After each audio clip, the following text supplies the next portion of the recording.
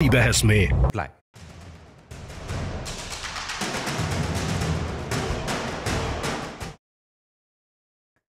नमस्कार, आप देख रहे हैं न्यूज 18 इंडिया। मैं हूं आपके साथ प्रीति रघुनंदन। किसान आंदोलन पर बड़ी कवरेज आप देख रहे हैं और इस वक्त एक बड़ी खबर दिल्ली के सिंघू बॉर्डर से, जहां संयुक्त किसान मोर्चा की आज अहम बैठक हुई और आंदोलन की आगे की रणनीति तय की गई। बैठक के बाद किसान नेताओं ने कहा कि अगर उनकी मांगे नहीं मानी गई तो उनका आंदोलन पूरे देश में फैल जाएगा और वो दिल्ली के सारे बॉर्डर सील कर देंगे।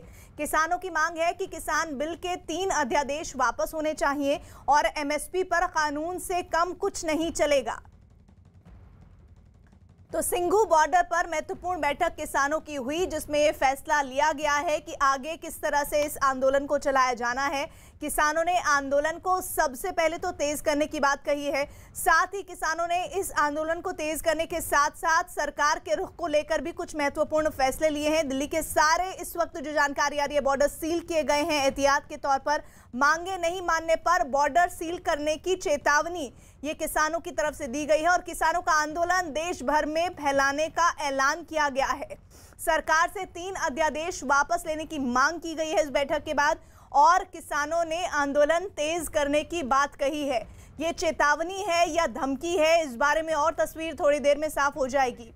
कृषि मंत्री नरेंद्र सिंह तोमर ने किसानों से आंदोलन खत्म करने की अपील की है। उनका कहना है कि किसानों को जनता को होने वाली परेशानी समझनी चाहिए और सरकार बातचीत को हर वक्त के लिए तैयार है। देखिए, दरअसल क्या है कि जो भी विषय आएगा बैठक में, उस बैठक में विषय पर चर्चा होगी। कौन सी चीज कहाँ निराकृत की जा सकती है, उसका कानून पक्ष देखा जाएगा। उसके बाद कोई निर्णय की दिशा तय होगी। देखिए, कल 3 दिसंबर को किसान यूनियन के लोग आने वाले हैं और वो अपने बिंदुओं पर चर्चा करेंगे।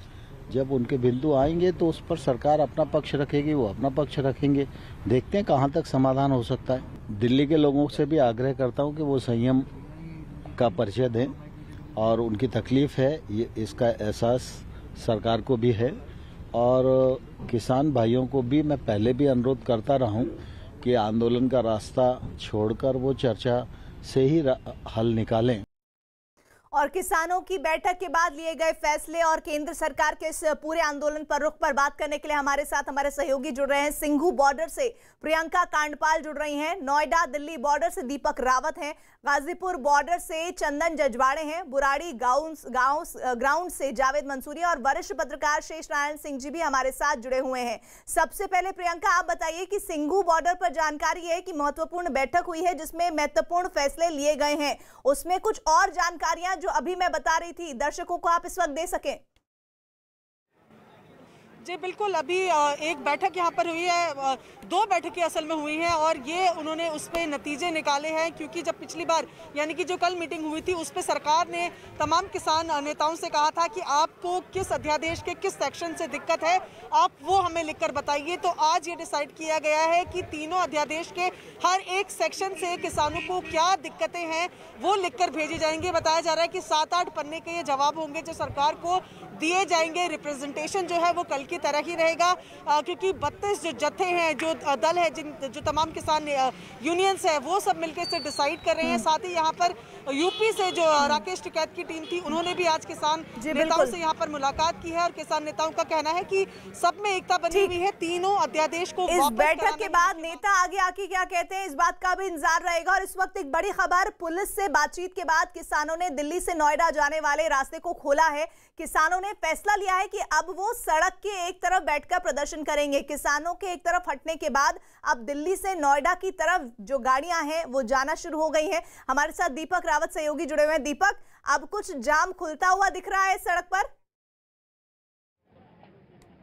प्रीति, इस वक्त तस्वीरें आपको दिखा देते हैं। एक तरफ हम मौजूद हैं, पहले ये जो बॉर्डर की तस्वीरें थी वो सुबह के वक्त कुछ ऐसी थी कि दोनों तरफ बैरिकेड लगे हुए थे।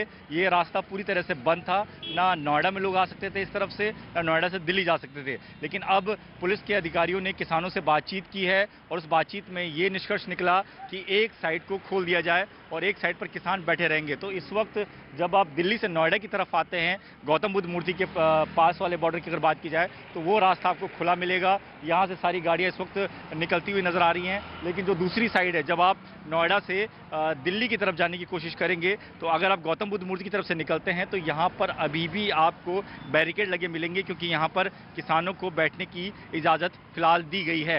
हालांकि किसानों से लगातार पुलिस के अधिकारियों ने ये बातचीत की है कि वो पूरी की पूरी सड़क खाली कर दें और आप कोने में किसी किनारे में बैठ जाएं या फिर बुराड़ी चले जाएं, लेकिन किसानों ने किसी और जगह जाने से साफ इनकार कर दिया। बस इस बात पर सहमति बनी है कि एक साइड की सड़क वो खोल देंगे। तो उसके बाद इस वक्त ये जो दिल्ली से नोएडा आने वाली तस्वीरें हैं जो आपको दिखा रहे हैं, ये एक बार खुल गई है और इस सड़क से अब जो ट्रैफिक है वो मूवमेंट करता हुआ आपको नजर आएगा। तो एक साइड वाली सड़क खुल गई है, दूसरी साइड वाली अभी भी बंद है। किसानों का साफ तौर पर कहना है कि वो फिलहाल यहीं पर बैठे रहेंगे, वो यहाँ से नहीं जाएंगे, वो बुराड़ी तो बिल्कुल नहीं जाएंगे और जब तक उनकी मांगे नहीं मान ली जाती उसी तरीके से इस जगह पर मौजूद रहेंगे।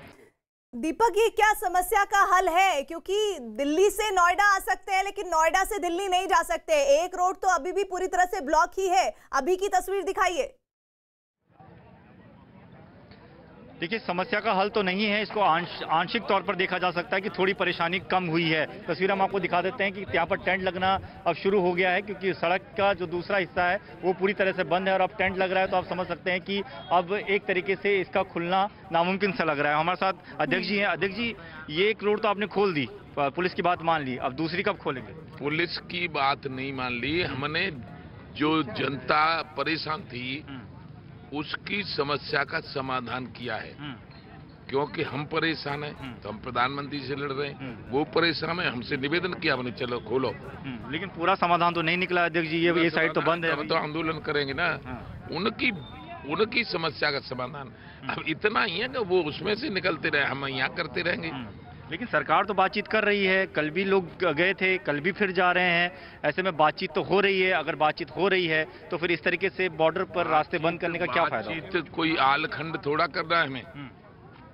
हमें अपनी समस्या रखनी है ये कि 72 साल से भारत के राजनेताओं ने इस किसान को बेवकूफ बनाया है और इसको गुलाम बना के रखा है। आप गुलाम नहीं रहने देंगे हम। अच्छा, एक सवाल आपसे ये पूछना चाहूंगा, कई सारे लोग ऐसे भी हैं जो कि आपके आंदोलन के साथ जुड़ने की कोशिश कर रहे हैं, वो चाह रहे हैं कि वो भी अपना आंदोलन इसे बना लें, तो आपको लगता नहीं कि आपका दूसरी दिशा में जाता हुआ नजर आ रहा है पूरा आंदोलन? कौन है ऐसे?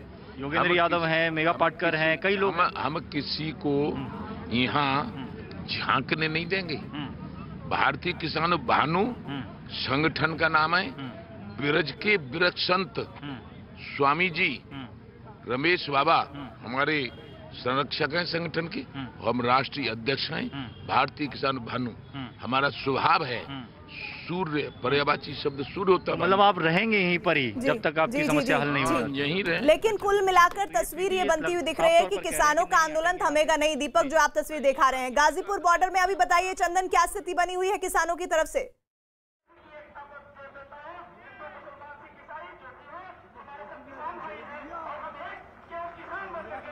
चंदन, प्रीति एक बार अपना सवाल फिर से दोहराएं आप। चंदन, अभी किसानों का रुख क्या है? सिंघू बॉर्डर पर तो अलग अलग तरह से बड़े बड़े ऐलान करने की कवायद हो रही है किसानों के जरिए। बिल्कुल यही तस्वीर जो है गाजीपुर बॉर्डर पर भी अभी आप सामने देख सकते हैं कि यहाँ पर किसानों का एक जमावड़ा है जिसको संबोधित किया जा रहा है। कल की जो बातचीत होनी उसको लेकर के एक तरह से तैयारी कहें कि कल जो है किसान वेट करेंगे कि क्या निष्कर्ष निकलता है बातचीत का। उसके बाद यहाँ से भी कहा जा रहा है कि और बड़ा आंदोलन ये शुरू कर सकते हैं, लेकिन उम्मीद अभी भी कायम है। कुछ किसान हमारे साथ है, आप बताएं कि आप लोग कहाँ से आए हैं? हम लोग आगरा से आए हैं। अच्छा, कल जो मीटिंग हो रही है उससे क्या उम्मीद है, क्या तैयारी है? देखिए, सरकार हमारी बातें मानती है, बिल्कुल संशोधन करती है, वापस करती है तो ही हम घर लौटेंगे, नहीं तो 26 जनवरी तक का राशन पानी लेके आए हैं, यहीं डटे रहेंगे। लाल किले पे झंडा किसान का बार फहराएगा, देश का नहीं, किसान अपना झंडा फहराएगा और देश का झंडा फहराएगा। तो प्रीति, आप सुन सकते हैं कि किसानों ने एक तरह से ये तय किया हुआ है कि इस मसले का समाधान जो है वो होना चाहिए और वो लेकर के ही जाएंगे। किसान जो है अलग अलग इलाके से यहाँ पर पहुंच रहे हैं, खास करके पश्चिमी यूपी के इलाके के ज्यादातर किसान है वो गाजीपुर बॉर्डर पर पहुंचे हुए हैं और यहाँ पर वो प्रदर्शन कर रहे हैं। लेकिन मांग इनकी वही है जो पंजाब के किसान कर रहे हैं और उनके साथ ये खड़े हैं कि एक बार इस मसले का समाधान होगा तभी वो इस जगह को छोड़ेंगे। और ये पश्चिमी उत्तर प्रदेश के जो किसान हैं उनकी भी आवाज अब मिलती सी नजर आ रही है पंजाब हरियाणा के किसानों से। सीधे रुख करूंगी मैं बुराड़ी ग्राउंड का, जहां से जावेद मंसूरी हमारे साथ है। जावेद, बुराड़ी ग्राउंड ऐसी जगह जहां किसानों को आंदोलन करने की अनुमति मिली थी, लेकिन इस अनुमति के बाद भी जो आक्रोश बाकी जगह दिख रहा है किसानों का, वहां पर भी नजर आ रहा है। देखिए, आक्रोश जैसी स्थिति कम से कम बुराड़ी में नहीं है। दरअसल बुराड़ी में वो किसान आ गए थे जब सरकार ने इजाज़त दी थी कि आप बुराड़ी आ जाइए। जो पहली किश्त में आ गए थे वो आ गए थे। और अभी की तस्वीर देखिए, यहाँ पर लंगर चल रहा है।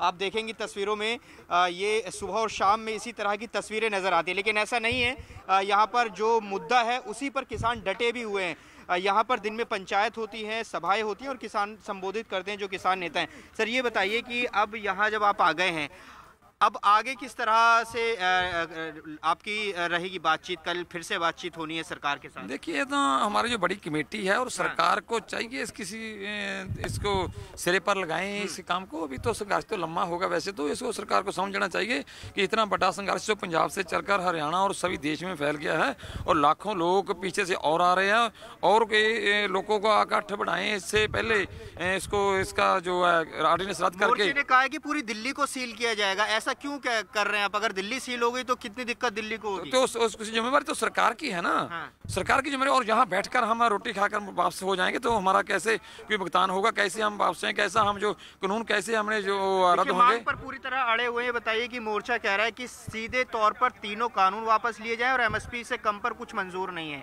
क्या कहेंगे आप? तीन वापस ले जाओ। अच्छा, हाँ, और सानू कोई नहीं, तीन कानून वापस ले जाओ। तो यहाँ पर देखिए, किसान जो हैं वो पूरी तरह से कह रहे हैं कि तीनों कानून वापस लिए जाएं। क्या मांग कर रहे हैं आप लगातार? हालांकि मांग वही है कि कानून वापस लिए जाएं, लेकिन यहाँ बैठकर अब आप आगे क्या रणनीति है आपकी? हमारे जो आगू कहेंगे वैसे ही रणनीति होगी। जो अगर वो कहेंगे बाहर जाके जाम लगा दो तो हम बाहर जाके जाम लगा देंगे। देखिए, ये यहाँ जो बुराड़ी में किसान आ गए हैं, ये आप ये समझ लीजिए ये दिल्ली के अंदर दाखिल हो गए हैं। और अब जैसा आदेश इन्हें जो सिंगू बॉर्डर पर किसान नेता बैठे हैं वो मिलेगा, ये उसको फॉलो करेंगे। और देखिए, अभी मैं अगर यहाँ की तस्वीरें दिखाऊं तो देखिए यहाँ कितना बड़ा ये तवा रखा है और इस पर रोटियां देखिए बन रही हैं लंगर की। यहाँ पर कितने लोग यहाँ पर देखिए सेवा कर रहे हैं। आमतौर पर ये तस्वीरें हमें दिखाई देती हैं जब इस तरह के लंगर लगते हैं। तो यहाँ बुराड़ी में कम से कम जो अभी प्रदर्शन का आक्रोश है वो नहीं है, लेकिन अहम ये है कि जिस तरह किसान नेता लगातार अपील कर रहे हैं कि दिल्ली की सभी सीमाओं को सील किया जाएगा। तस्वीरें दिखा रहे हैं किसान अस्थायी जगह पर किस तरह से स्थायी इंतजामों के साथ इस आंदोलन को आगे बढ़ा रहे हैं। ये तस्वीर इस बात की गवाही देती हुई इधर गृह मंत्री अमित शाह के घर कृषि मंत्री नरेंद्र सिंह तोमर और रेल मंत्री पीयूष गोयल की अहम बैठक हुई है। करीब 1.5 घंटे चली इस बैठक में किसानों से कल हुई बातचीत पर चर्चा की गई। साथ ही कल यानी 3 दिसंबर को किसानों से बातचीत पर मंथन किया गया। इस बीच किसानों की समस्या पर बात करने के लिए सरकार कई मंत्रालयों के अधिकारियों की लिस्ट भी तैयार कर रही है। न्यूज़ 18 के रवि सिंह की खबर के मुताबिक कृषि, गृह और उपभोक्ता मामलों के मंत्रालय के अधिकारियों के नाम इस लिस्ट में होंगे। ये अधिकारी कृषि कानून से हर प्रावधान किसानों को समझाने का काम करेंगे और इस लिस्ट में सचिव स्तर के अधिकारी शामिल हैं। और किसानों के आंदोलन का आज 7वां दिन है, लेकिन पहले ही दिन से किसानों के आंदोलन के कुछ ऐसे चेहरे नजर आए जिनकी मौजूदगी पर सवाल उठने लगे। कहा जा रहा है कि इन सामाजिक कार्यकर्ताओं और नेताओं का किसानों के आंदोलन से कोई लेना देना नहीं है, लेकिन फिर भी ये वहां पहुंचे हैं जिस पर सवाल उठ रहे हैं। ऐसे चेहरों में नर्मदा बचाओ आंदोलन से जुड़ी मेधा पाटकर, शाहीन बाग में सीए विरोधी प्रदर्शन का चेहरा रही दादी यानी बिल्किस बानो, आम आदमी पार्टी से अलग होकर अपनी राजनीतिक जमीन तलाश रहे स्वराज इंडिया के योगेंद्र यादव, भीम आर्मी के चंद्रशेखर शामिल हैं। साथ ही किसानों के आंदोलन में जेएनयू के छात्रों की मौजूदगी पर भी सवाल उठ रहे हैं। तमाम किसान आप देख रहे हैं जो कि यहाँ पर बैठे हुए हैं, उनसे बातचीत कर लेते हैं कि आखिर उनका इस पूरे मुद्दे पर क्या कहना है। सर, लगातार आप लोग बैठे हुए हैं, अलग अलग बॉर्डर से तस्वीरें आ रही हैं, लेकिन कुछ ऐसे लोग भी हैं जो कि आपके साथ जुड़ने की कोशिश कर रहे हैं, जिसमें योगेंद्र यादव की बात करें, मेधा पाटकर की बात करें, जो शाहीन बाग की दादी हैं वो भी कल आई थी, जुड़ने की कोशिश कर रहे थे। तो क्या आपको लगता है कि इन लोगों के जुड़ जाने से जो आपकी जो आंदोलन है उसको दूसरी दिशा मिलेगी? हम किसी पार्टी का बस सहयोग नहीं चाहिए, हम केवल किसान हैं, किसान ही रहेंगे, हमें किसी की आड़ नहीं चाहिए, समझे। और जब तक यहाँ पर कोई मंत्री या मोदी जी यहाँ पर नहीं आएंगे तब तक धरना हमारा जारी रहेगा। लेकिन अगर राजनीतिक पार्टियों से जुड़े लोग सर अगर आते हैं या कोई दूसरा किसान संगठन से हट के कोई दूसरा संगठन आता है, न तो हमें राजनीतिक पार्टी की जरूरत, न किसी देश के किसी प्रकार के नेता की जरूरत है। हमारा भारतीय किसान भानु है और इसके संरक्षक पूज्य रमेश बाबा हैं, जो ब्रज के ब्रज संत हैं, वो हमारे संरक्षक हैं और इस संगठन के हम राष्ट्रीय अध्यक्ष हैं ठाकुर भानु प्रताप सिंह। लेकिन सर अगर ये लोग अगर आ रहे हैं तो आपको लगता है कि ये लोग अपना फायदा उठाने के लिए आ रहे हैं? ना हम कहाँ आ रहे हैं और न हम बुला रहे हैं, न हम आने दे रहे, आने ही नहीं देंगे। आ कैसे जाएंगे? जबरदस्ती, किसी को नहीं बुला रहे हम।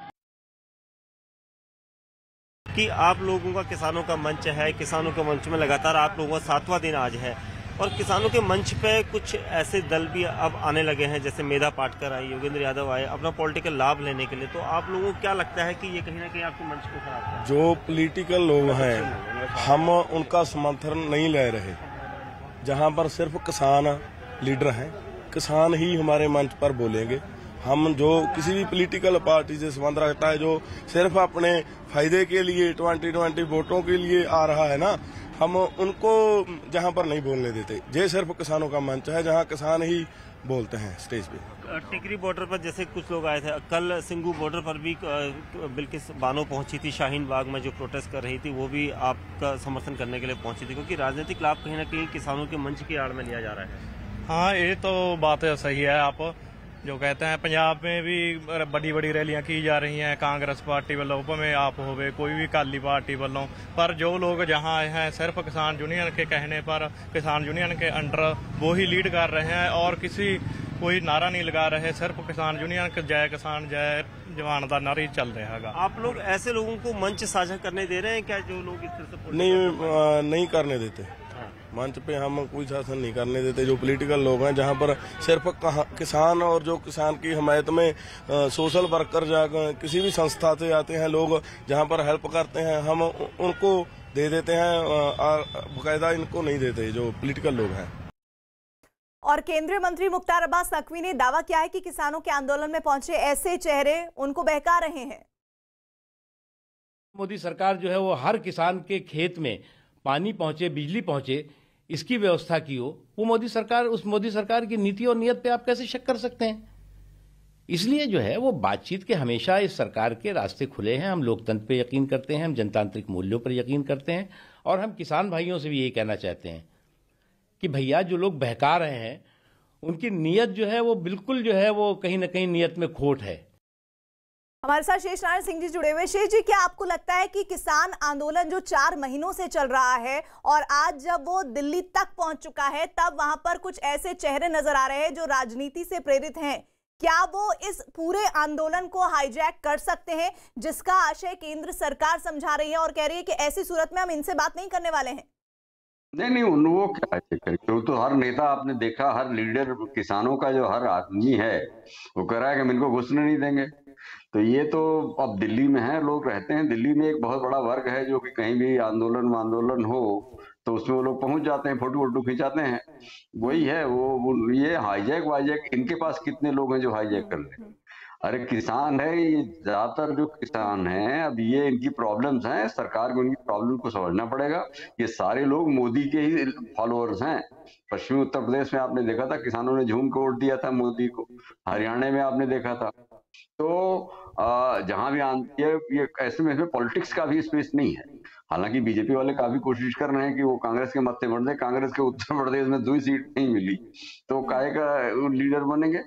असली खेल ये है कि किसानों की जो जेन्युइन समस्याएं हैं उनको, जैसे कल इन्होंने संबोधित किया, नरेंद्र सिंह तोमर मिले और उसमें पीयूष गोयल भी बैठे थे, पता नहीं उनको क्यों बैठाया हुआ था। लेकिन जो किसानों की इश्यूज को समझते हैं, केंद्रीय सरकार में से बहुत लोग हैं, उन लोगों को बैठ के सर इकट्ठा करके, क्योंकि ये जो हार्डकोर सपोर्ट बेस है, अब दिल्ली का अगर इन्होंने सीज डाल दिया, वहां तंबू लग रहे हैं, अभी तुम बता रहे हो, तो तंबू लग रहे हैं। तो ये मामला तो ये तो हम लोगों ने, तुम लोग तो नहीं रहोगे, हमने देखा था इन्हीं राकेश टिकैत के पिताजी यहीं आगे बोट क्लब पे बैठ गए थे, हुक्का हुक्का चलता था, महीनों चलता रहा और अजीबोगरीब सीन था वहीं पे इतनी गंदगी फैलाई। अगर सिंघू बॉर्डर पर एक बैठक किसानों की हुई है और उस बैठक में ये कहा जा रहा है कि हम दिल्ली के सारे बॉर्डर सील कर देंगे, प्रियंका इस खबर के लिए मैं आपके पास आना चाहती हूँ और जरा बात कीजिए किसानों से कि वाकई वो सील करने की तैयारी कर रहे हैं या फिर ये दबाव की टैक्टिक है जिसे अपना रहे हैं किसान कल की बैठक से पहले। किसान यहाँ पर साथ में है, इनसे ही बात कर लेते हैं। अभी बॉर्डर जो है ये वाला सील है, बाकी बॉर्डरों पे भी किसान आ गए हैं, तो मीटिंग नहीं सफल रहेगी तो दिल्ली बंद।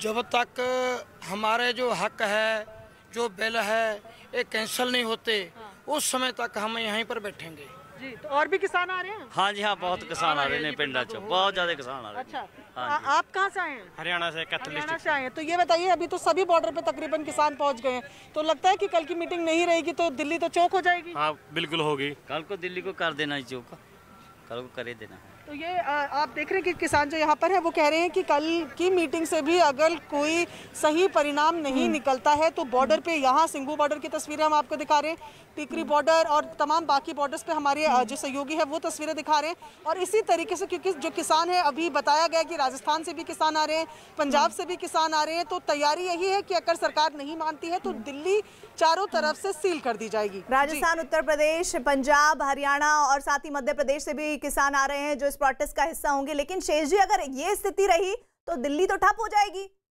नहीं, ठप नहीं होगी, सरकार उस पर काम करेगी, सरकार उनसे बात करेगी। अगर सरकार से गलती हो गई है तो वो रियलाइज करेगी ये गलती है, उसको ठीक कर देंगे तो ये लोग चले जाएंगे। ये कोई पेशेवर आंदोलनकारी थोड़ा ही है, ये तो इसलिए निकल पड़े हैं कि इनको। लेकिन एक बात है, निश्चित रूप से ये कहा जाएगा कि भाई एसेंशियल कमोडिटीज एक्ट जो है, एस्मा जो है, उससे किसान का क्या लेना देना, उसको वापस कराने के लिए क्यों लड़ाई लड़ी जा रही है भाई। अगर जखीरेबाजी के लिए बना था 1955 में, जब शॉर्टेज थी अन्न की बहुत, अब अन्न की शॉर्टेज नहीं है, तो मतलब ये मुझे, मैं जैसे अभी मैं तो बताया ना कि वहाँ धान बेचने में बड़ी दिक्कत हो रही है, दलाल खरीद रहे हैं, तो वो दिक्कतें एडमिनिस्ट्रेटिव प्रॉब्लम। लेकिन ये जो पॉलिसी, तीनों काले कानून कैसे वापस हो गए भाई, इसको वापस करने की बात क्यों है, ये समझ में नहीं आ रहा। तो ये बातें जो हैं, ये जाहिर है कि उनको, ये सरकार को भी चाहिए कि उनको एक्सप्लेन करें कि भैया ये जो अगर एसेंशियल कमोडिटीज वाला मामला जो है, अगर वो स्टोरेज की पहले दिक्कत थी, सेकेंड वर्ल्ड वॉर में एक सेठ यहाँ गया था मेरठ में, उसने अपने फैक्ट्री में सारा राशन भर लिया, बाद में महंगे दामों में बेचा, बाद में जेल वेल भी हुई उसको। तो लेकिन अब तो स्थिति नहीं, चाहे तो ना आप अन्न खरीद लो, ले जाओ देश में। तो लेकिन शेष जी, अगर किसान ये समझ रहा है कि उसकी इस कानून से आफत आने वाली है और अगर इसे सरकार भ्रम भी कह रही है, तो वो भ्रम अभी तक स्पष्ट हो जाना चाहिए था या कल की बैठक में साफ हो जाना चाहिए। नहीं तो ये पूरे देश में आंदोलन जिस तरह से बढ़ रहा है और जिस तरह के फैसले भी ये किसान नेता ले रहे हैं, वो चिंता की बात है और ये चिंता केंद्र सरकार को करनी ही पड़ेगी। हमारे साथ दिल्ली नोएडा बॉर्डर से दीपक रावत जुड़े हैं। दीपक, अभी क्या स्थिति है, क्योंकि ये पीक आवर्स का टाइम है, लोग अपने घरों के तरफ बढ़ रहे हैं दफ्तरों से निकलकर।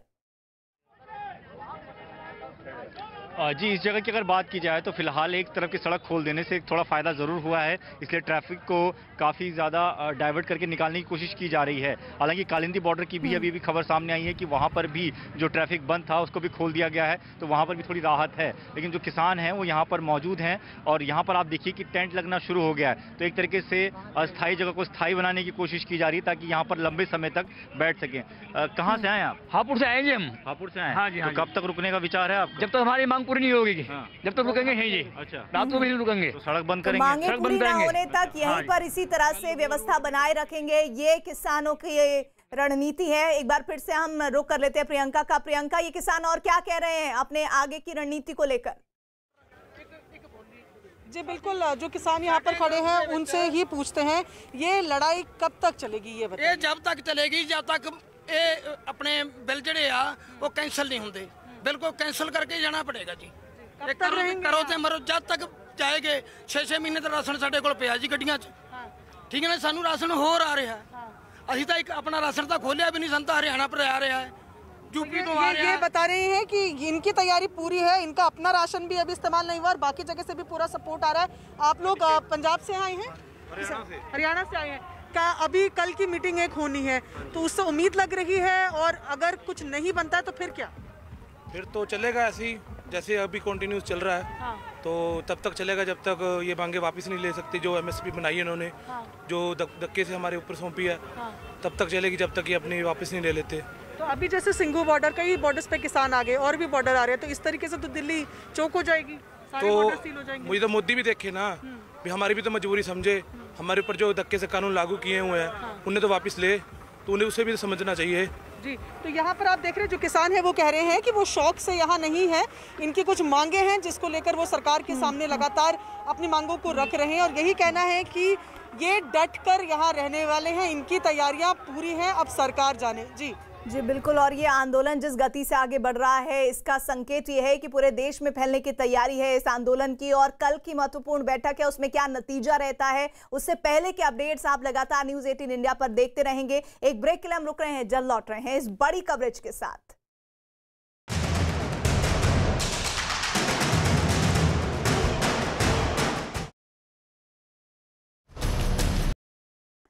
किसान आंदोलन पर आज की सबसे बड़ी खबर दिल्ली के सिंघू बॉर्डर से। यहां संयुक्त किसान मोर्चा की आज अहम बैठक हुई है और आंदोलन के आगे की रणनीति तय की गई है। बैठक के बाद किसान नेताओं ने कहा कि अगर उनकी मांगे नहीं मानी गई तो उनका आंदोलन पूरे देश में फैल जाएगा और वो दिल्ली के सारे बॉर्डर सील कर देंगे। किसानों की मांग है कि किसान बिल के 3 अध्यादेश वापस होने चाहिए और एमएसपी पर कानून से कम कुछ नहीं चलेगा। चंदन जजवाड़े हमारे साथ, हमारे सहयोगी जुड़े हुए हैं। चंदन, किसानों की रणनीति बैठक से पहले क्या दबाव बनाने की रणनीति के तहत है या फिर कुछ और? बिल्कुल, देखिए यही रणनीति उन्होंने अपनाई भी है कि मीटिंग से पहले दबाव बनाए, और इस तरह से हमने देखा था कि कल किस तरह बैरिकेड गिरा करके किसानों ने अपना आक्रोश दिखाया था मीटिंग से पहले, और कुछ वैसी ही तैयारी फिलहाल यहाँ पर चल रही है। लगातार हम कहें तो बड़े बड़े लाउड स्पीकर लगा करके यहाँ पर सारे किसानों को संबोधित किया जा रहा है जो भी यहाँ पर धरना करने के लिए आए हुए हैं कि आप जो है तैयार रहें कल के लिए। और ये कहा जा रहा है कि कल की बातचीत अगर सफल नहीं होती है तो सीधा दिल्ली की ओर कुछ करेंगे और पार्लियामेंट तक जाके घेराव करेंगे। यानी कि पूरी रणनीति यही है कि किस तरह से दबाव सरकार पर बनाए और अपनी मांगों को मनवाए। हालांकि इसमें एक दूसरा धड़ा भी है जो ये सोच रहा है कि कम से कम बातचीत आगे बढ़े ताकि एक समाधान निकल आए, लेकिन किसान अंतिम समय में क्या करेंगे ये अनएक्सपेक्टेड। हमने गाजीपुर बॉर्डर पे कई बार देखा कि किसानों के सुरक्षा कर्मियों के साथ जो है धक्का मुक्की भी हुई है, बैरिकेड को तोड़ने की कोशिश भी की है, ट्रैक्टर से बैरिकेड्स को गिराया गया, तो तमाम तरह की खींचतानियां मची हुई। और अभी भी आप देख सकते हैं तस्वीरों में कि संबोधित किया जा रहा है जो किसान यहाँ पर बैठे हुए उनको कि कल क्या रणनीति रहेगी, हमें क्या करना है, क्या हासिल करना है और इस आंदोलन को आगे कैसे बढ़ाना है। जी, और इधर धरने पर बैठे पंजाब और हरियाणा के किसानों से जुड़ी ये महत्वपूर्ण खबर है। समर्थन में उनके यूपी के भी कुछ किसान संगठनों ने आवाज बुलंद करने का ऐलान किया, और इस बीच सिंघू और टिकरी बॉर्डर पर किसानों को आगे बढ़ने से रोकने के लिए प्रशासन ने पुलिस के साथ बड़ी संख्या में अर्धसैनिक बल भी तैनात कर दिए हैं।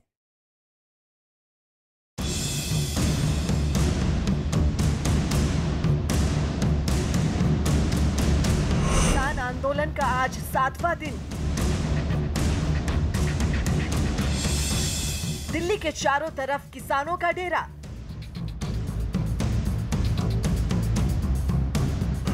अच्छी रही सरकार और किसानों की बातचीत। कल फिर होगी किसान संगठनों से बात। सबसे बड़ी खबर आ रही है किसान आंदोलन से जुड़ी, जिसमें पंजाब और हरियाणा के बाद अब यूपी और राजस्थान के भी कुछ किसान संगठन जुड़ते नजर आ रहे हैं। जगह जगह धरने प्रदर्शन जारी हैं। दिल्ली हरियाणा के सिंघू बॉर्डर पर आज पुलिस के साथ रैपिड एक्शन फोर्स के साथ अर्धसैनिक बल भी तैनात कर दिए गए। तस्वीरें आपको सीधा दिखाते हैं। किसान आंदोलन चल रहा है जिसके वजह से दिल्ली पुलिस के साथ साथ जो अर्धसैनिक बल हैं उनकी भी तैनाती की गई है। ये पहली आप टुकड़ी देख रहे हैं जिसकी फिलहाल ब्रीफिंग हो रही है। आला अफसर यहाँ पर मौजूद है और ब्रीफ किया जा रहा है कि किस तरीके से सिचुएशन को हैंडल करना है। दूसरी तरफ की तस्वीरें आप देखेंगे तो यहाँ आपको RAF भी तैनात नजर आ रही है। RAF का वज्र वाहन भी यहाँ पर नजर आ रहा है जो पूरी तैयारी के साथ यहाँ पर है। सिंघू बॉर्डर और टिकरी बॉर्डर पर सुरक्षा बल को पहले से भी ज्यादा मुस्तैद कर दिया गया है, लेकिन बुराड़ी मैदान में इकट्ठा किसान लंबे धरने के लिए तैयारी में जुटे नजर आ रहे हैं। उधर यूपी से लगे गाजीपुर और दिल्ली नोएडा बॉर्डर पर भी किसानों का जमावड़ा बढ़ता जा रहा है, लेकिन पुलिस लगातार धीरे धीरे ट्रैफिक को खोलने की कोशिश में जुटी है। जो फैक्ट्रियां हैं उनमें काम करने वाले लोग इसी तरह से पैदल चल रहे हैं, क्योंकि यहाँ से आगे कोई नहीं जा सकता। जो बसों का रूट है, ये बसें आपको दिखाई देंगी, बसें इस तरह डाइवर्ट होके यहाँ पर आ रही हैं। पुलिस लगातार कोशिश कर रही है कि जो भी बस या ट्रैफिक की दूसरी जो गाड़ियाँ होती है, पैसेंजर गाड़ियाँ होती है, उनको इस तरह से लाया जा रहा है ताकि किसी तरह से भी लोगों को परेशानी ना हो। दिल्ली की सीमा तक पहुंचे किसान आंदोलन को 1 हफ्ता होने को है। सरकार और किसान संगठनों में बातचीत भी शुरू हो चुकी है। मंगलवार को हुई बातचीत काफी सकारात्मक रही। किसानों ने अपने सवालों को साझा किया तो सरकार की तरफ से कृषि कानून पर उठे भ्रमों को दूर करने के लिए छोटी कमेटी बनाने की अपील की गई।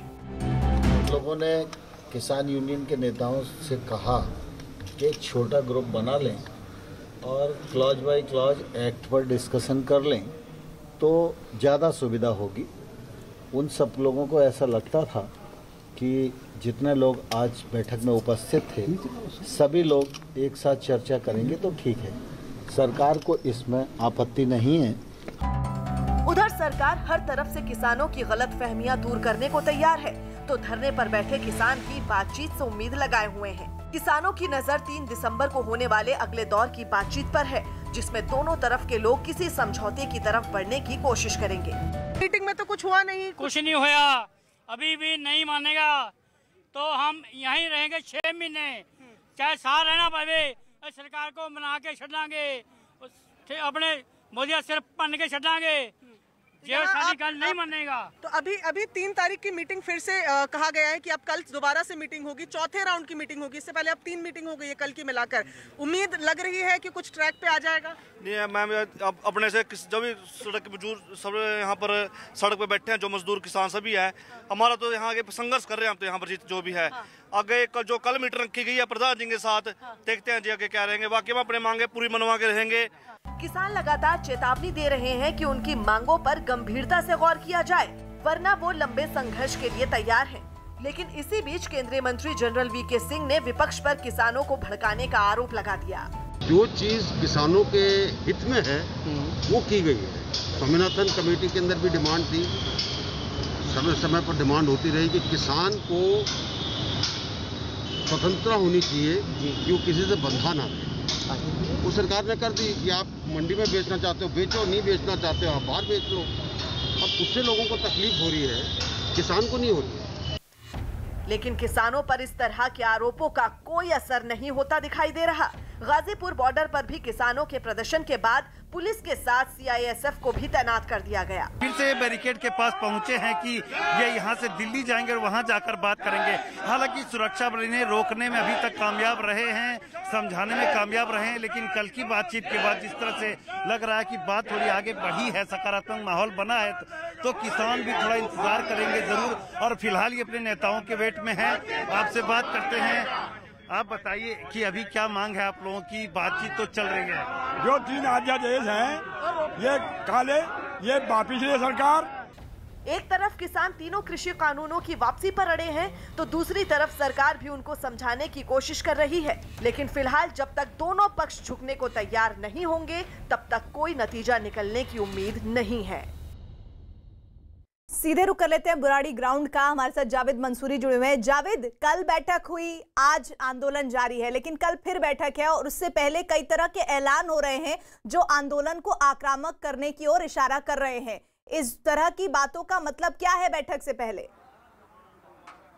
देखिए, कल बहुत महत्वपूर्ण दिन है। कल फिर से बैठक होनी है किसानों और सरकार के बीच में, और किसानों ने आज जो प्रेस कॉन्फ्रेंस करके एक तरह से दबाव की रणनीति उन्होंने बनाई है और कहा है कि पूरी दिल्ली सील की जाएगी। हमारे साथ किसान हैं, देखिए हम यहाँ बात करेंगे, लेकिन उससे पहले दिखा दें कि अब इनके रात गुजारने की तैयारियाँ हो रही हैं। ये जो ट्रॉली है उसी के ऊपर एक टेंट लगाकर उसी में ये रात गुजारते हैं। इसी में गद्दा बिछा है, लिहाफ है, सब चीज़ें इसमें आपको नजर आएंगी। सर ये बताइए कि अब कल मीटिंग होनी है, कल मीटिंग अगर बेनतीजा रही तो फिर आगे क्या?